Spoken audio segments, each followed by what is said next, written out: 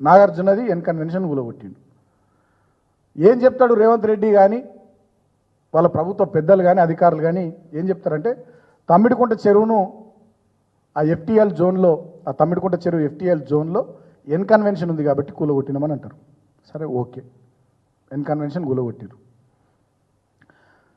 హిమాయత్ సాగర్ చెరువులో, హిమాయత్ సాగర్కు సంబంధించినటువంటి చెరువులో ఎఫ్టీఎల్లో కాదు, చెరువులోనే హిమాయత్ సాగర్లోనే ఆనంద కన్వెన్షన్ అనేటటువంటి కన్వెన్షన్ ఉంది.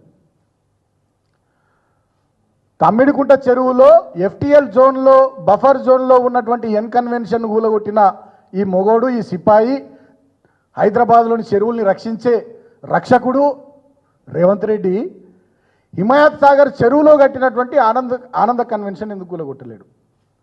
అంటే ఇండస్ట్రీలో నడుస్తున్నటువంటి టాక్ ఏంటంటే రేవంత్ రెడ్డి నాగార్జునను 400 కోట్లు అడిగిండట. రేవంత్ రెడ్డి నాగార్జునను 400 కోట్లు అడిగితే నాగార్జున ఈయనందుకు ఎన్ కన్వెన్షన్ కూలగొట్టిండు. ఈ ఆనంద కన్వెన్షన్ అనేటోళ్ళను వాళ్ళని బెదిరిస్తే వాళ్ళు పోయి వీళ్ళ సోదరులను కలిస్తే వాళ్ళు ముడుపులు ముట్ట చెప్పుకున్నారు. దాంతో ఆనంద కన్వెన్షన్ కొట్టలేరు. నేను ఇవాళ ఇంకో మాట అడుగుతున్నా.